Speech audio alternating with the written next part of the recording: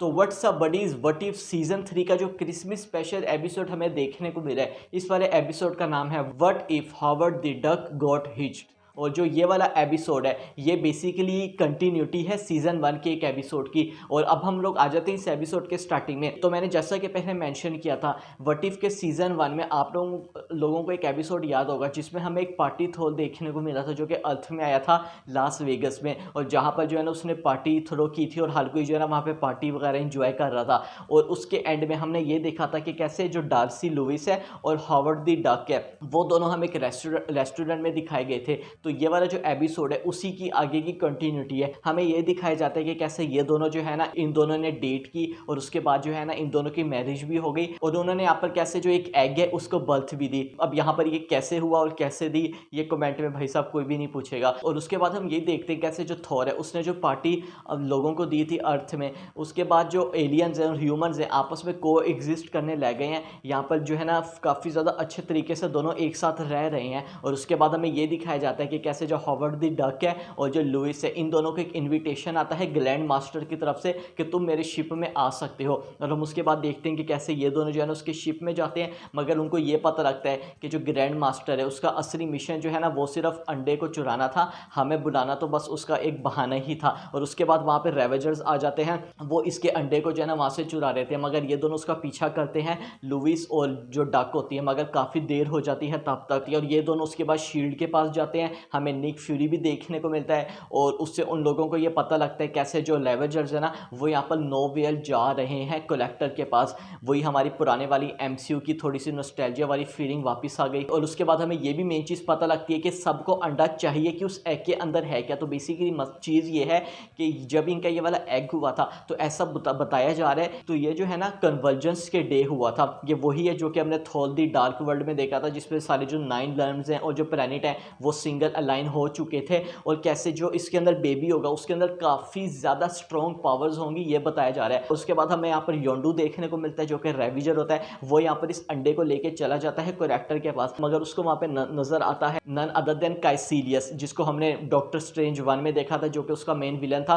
और वहाँ पर वो अंडे को ले लेता है और वो उसको वहाँ पर मार देता है। और उसके बाद हम देखते हैं जो डार्सी और जो डक होते हैं वहाँ पर पहुँचते हैं, इनको वहाँ पर एक रिचुअल मिलता है। उसमें हमें पता ये लगता है जो काइसिलियस होता है उसका मेन मिशन ये है, क्योंकि वो डोल मामू को सर्व करता है, तो उसका यही मिशन होता है कि डोल मामू को एक फिजिकल फॉर्म में इस अंडे के थ्रू यहाँ पर लाना, इसको एक फिजिकल फॉर्म में यहाँ पर कन्वर्ट करना इसके ज़रिए। तो ये यहाँ पर उसका मेन मिशन होता है। मगर हम देखते हैं कि कैसे जो है ना वो फटाफट से वहाँ पे शील्ड आ जाती है और स्क्रर्स वगैरह आ जाते हैं, वहाँ पे फाइट होती है। जो डार्सी और जो डक होते हैं वो वहाँ से जो है ना जल्दी से निकल जाते हैं और वो वहाँ पे सीधा पहुँच जाते हैं लोकी के पास। और लोकी हमें जो ये वाला देखने को मिल रहा है ये भी वही लोकी है जिसको हमने व्हाट इफ के सीजन 1 के जो पार्टी थोर वाला एपिसोड है उसमें देखने को मिला था, जो कि थोर का is an brother from another mother. और यहाँ पर हम देखते हैं कि कैसे वो जो है ना उनका ख्याल रखता है। हमें एक अच्छे वाला लोकी दिखाया जा रहा है, मगर उसके थोड़ी ही देर बाद वहाँ पे हमें दिखाया जाता है कि जितने भी एमसीयू के मेन विलन्स हैं ना वहाँ पर पहुँच जाते हैं। भाई साहब थैनोस भी वहाँ पर आ जाता है। हमें यहाँ पर जितने भी जो विलन्स देखने को मिलते हैं सब वहाँ पर पहुँच जाते हैं और सबका मेन मिशन होता है एग को किसी तरह से रिसीव करना। इन दी एंड हमें ये दिखाया जाता है जब इनके पास कोई और चारा नहीं होता भागने का,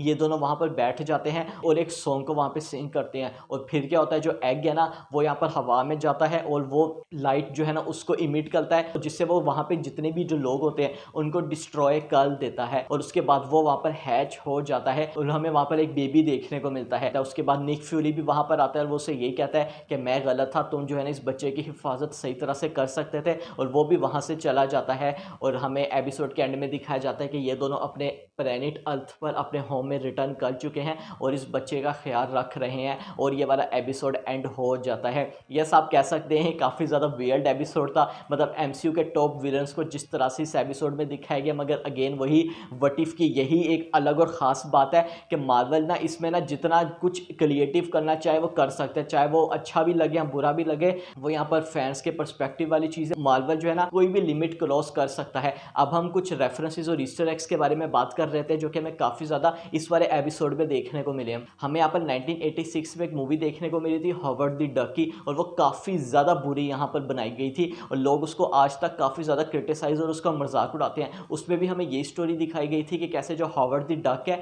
वो किसी लड़की से कैसे प्यार कर रहा है, और हमें एक ह्यूमन और एक डक की लव रिलेशन देखने को मिला। इसका कुछ सेंस नहीं बन रहा, मगर ये तो चलो एक एनिमेटेड व्हाट इफ का 20 मिनट का एपिसोड था। मैंने अगेन बोला मार्वल इसमें कोई भी लिमिट क्रॉस कर सकता है, तो बेसिकली जो ये वाला एपिसोड था ये यहाँ पर होमेज था उसी मूवी को। अगली चीज़ पर आए तो हमें यहाँ पर जो डक है वो ग्रैंड मास्टर के पास पहुँचता है, तो वो उसको कहता है डीजे फॉर्म। और अगेन ये एक तरह से जो है ना रेफरेंस था व्हाट इफ के सीजन 1 के उसी थॉर पार्टी वाले एपिसोड में, जब थॉर ने जो पार्टी रखी थी उसमें हमें ग्रैंड मास्टर भी देखने को मिला था, और वो एक्चुअली में वहाँ पे डीजे का काम कर रहा था। अगली चीज़ के बारे में बात करें तो हमें जब कैसिडियस देखने को मिलता है और उसके पास जो ही योंडू आता है, तो उससे जब वो अपनी प्राइस हाई करने को कहता है कि अंडे के बदले में ना मुझे यहाँ पर अब काफ़ी ज़्यादा और रकम चाहिए, प्राइस मेरी अब हाई हो चुकी है। उसके जवाब में यहाँ पर कैसिडियस उसको ये कहता है डोल मामू डजंट बार्गिन। और ये आप लोग खुद समझ गए होंगे कि किसका रेफरेंस था हमें डॉक्टर स्ट्रेंज मूवी में जो देखने को मिला था, जब डॉक्टर स्ट्रेंज डोल मामू के पास जाता है और उससे वो काफ़ी ज़्यादा जब बार्गेन करता है और वो टाइम को अगेन रिपीट करता ही रहता है, और इन दी एंड जो डोल मामू है उसको बार्गेन करनी ही पड़ती है डॉक्टर स्ट्रेंज के साथ। तो यस, ये हमें यहाँ पर मेन रेफरेंसेस देखने को मिले थे इस वाले एपिसोड में। आई होप वीडियो आप लोगों को अच्छी लगी होगी। वीडियो को लाइक करना मत भूलिएगा, सब्सक्राइब भी कर लीजिएगा। चैनल के साथ जो है ना आप लोग कनेक्ट रहिएगा। मैं मिलता हूँ आपसे अगली वीडियो में।